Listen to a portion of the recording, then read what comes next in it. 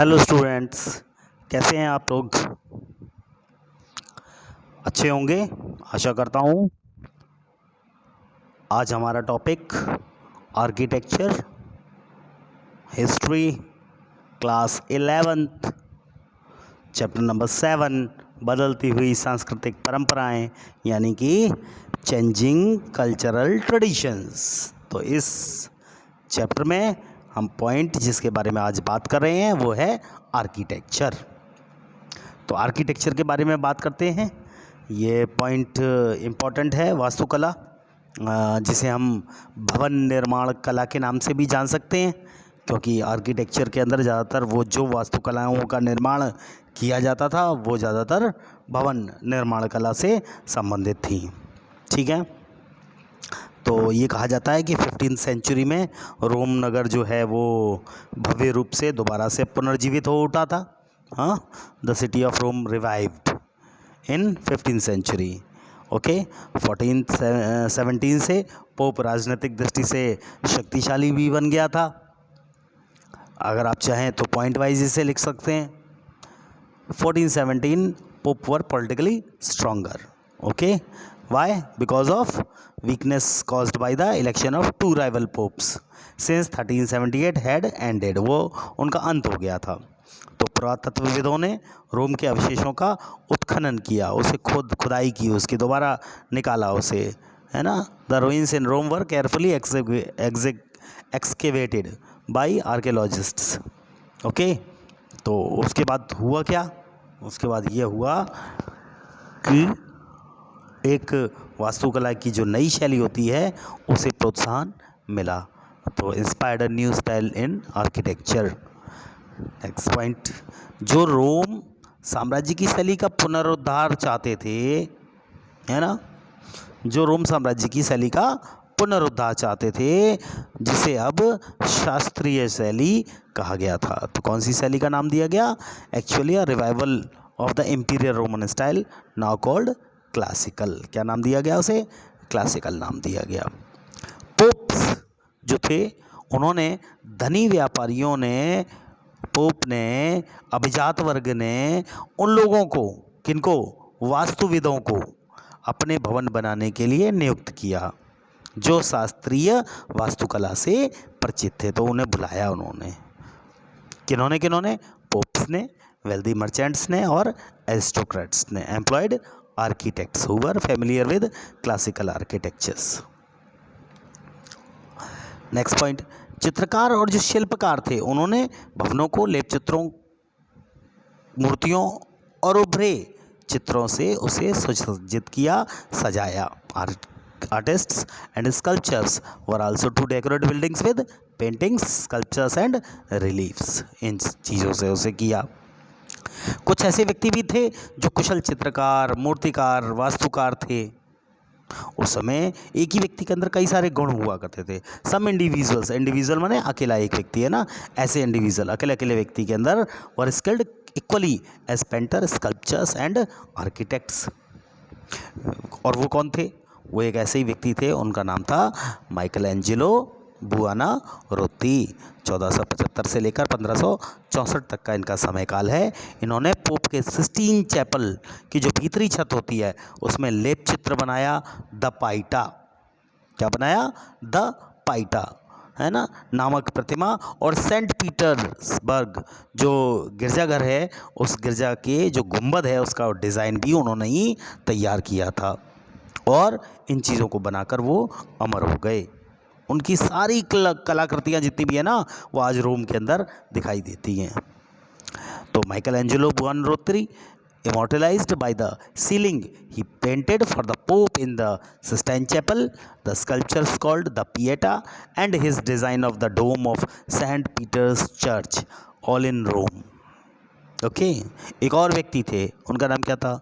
उनका नाम था फिलिप्पो ब्रूनो लेशी, यानी 1337 से लेकर 1446 तक। ये भी एक आर्किटेक्ट थे।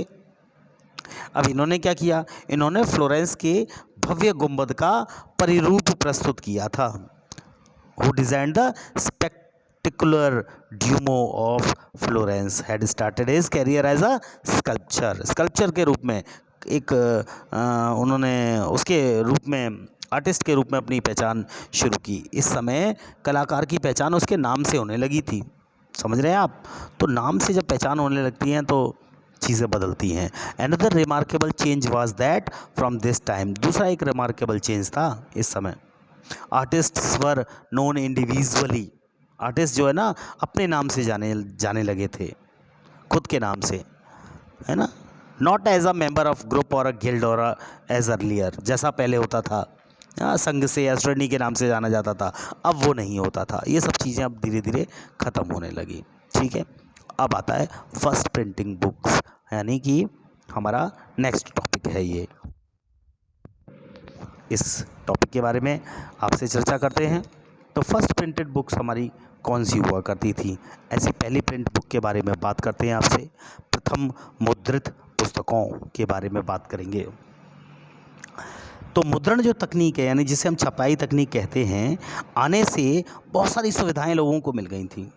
तो स्टूडेंट, आपको भी मालूम है छपाई की तकनीक जब आती है ना तो बहुत सारी चीज़ें आसान हो जाती हैं। हमें किताबें पढ़ने को मिलती हैं, हमें अखबार पढ़ने को मिलता है, हमें मैगजीन्स पढ़ने को मिलती हैं, पैम्पलेट्स हमारे पास आते हैं, इन सब चीज़ों की वजह से ही। तो in people other countries wanted to see paintings, sculptures और बिल्डिंग्स ऑफ ग्रेट आर्टिस्ट, इन सब की देखना चाहते थे बड़े बड़े लोगों की।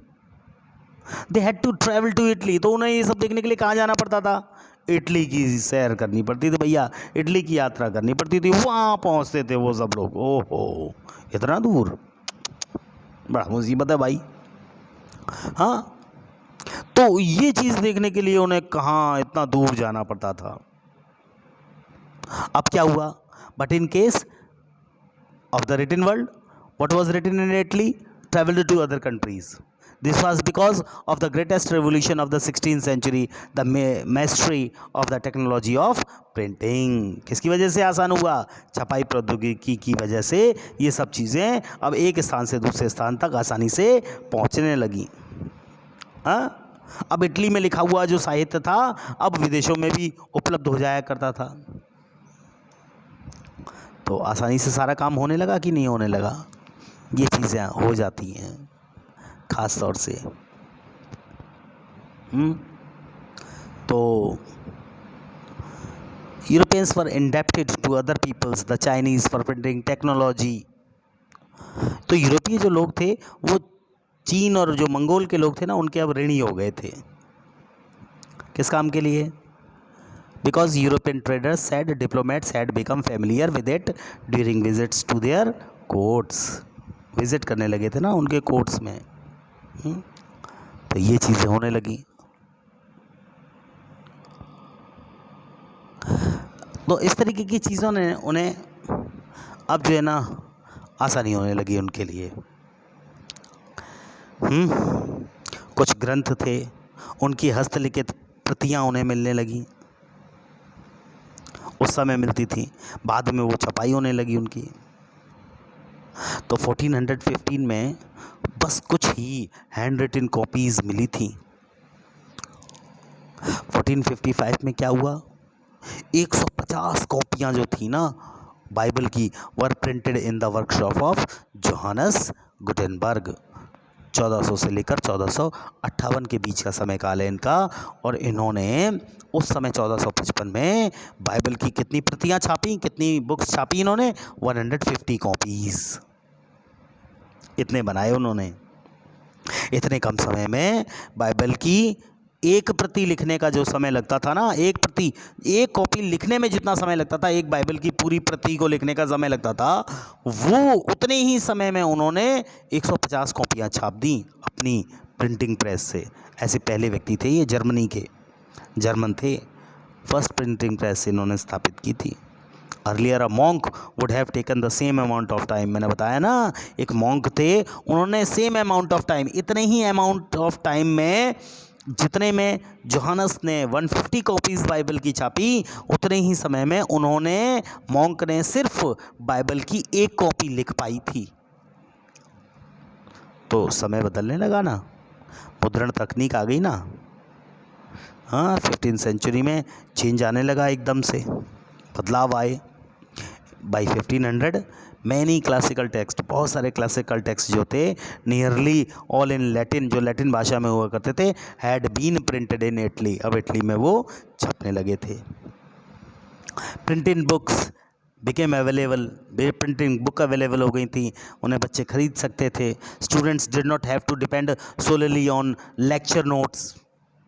अब पुस्तकें जब बिकने लगी तो छात्रों को केवल अध्यापक के जो नोट्स थे उन पर निर्भर नहीं रहना पड़ता था। अब विचार, मत, जानकारी तेजी से प्रसारित होने लगे। Opinion, information moved widely more rapidly than ever before. Printing book promoting new ideas could quickly reach hundreds of readers. अब प्रिंटेड बुक से क्या होने लगा, अब पाठक जो था ना वो एकांत में बैठकर भी पुस्तक जाकर कहीं पढ़ सकता था इंडिविजुअली। प्रिंटेड बुक से न्यू आइडियाज़ प्रमोट होने लगे, लाखों लोगों तक पहुंचने लगे वो आइडियाज़। क्या पहले ऐसा पॉसिबल था? बिल्कुल पॉसिबल नहीं था, but it was possible two by copies for one self. ऐसा होने लगा, पढ़ने की लोगों के अंदर आदतें आने लगी। This developed the reading habit among people. आदत आ गई ना पढ़ने की आदत, आपको किताबें मिलेंगी अच्छी अच्छी तो आप पढ़ोगे उन्हें, तो आदत विकसित होने लग जाती है, पढ़ने की आदत। The chief reason that the humanist culture of Italy spread more rapidly across the Alps from the end of the 15th century is that printed books were circulating. 15वीं शताब्दी में क्या हुआ? 15वीं शताब्दी में जो मानवतावादी संस्कृति थी वो अब आल्पस पर्वत के पार भी तेजी से फैलने लगी, दूसरी तरफ भी जाने लगी। This also explains why earlier intellectual movements had been limited to particular regions. तो इसका मुख्य कारण क्या था? एक ही कारण था, और वो क्या? पुस्तकों का वितरण, पुस्तकों का उन जगहों तक पहुंचना।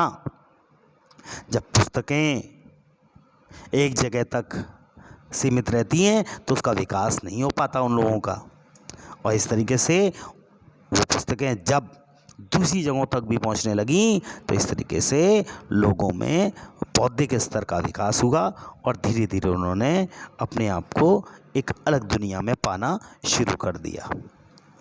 तो स्टूडेंट्स, इस टॉपिक को आज हम यही रहने देते हैं। नेक्स्ट हमारा जो टॉपिक स्टार्ट होगा वो होगा a new concept of human beings, यानी मनुष्य की एक नई संकल्पना के बारे में। तो गाइस, तब तक के लिए थैंक यू एवरीवन।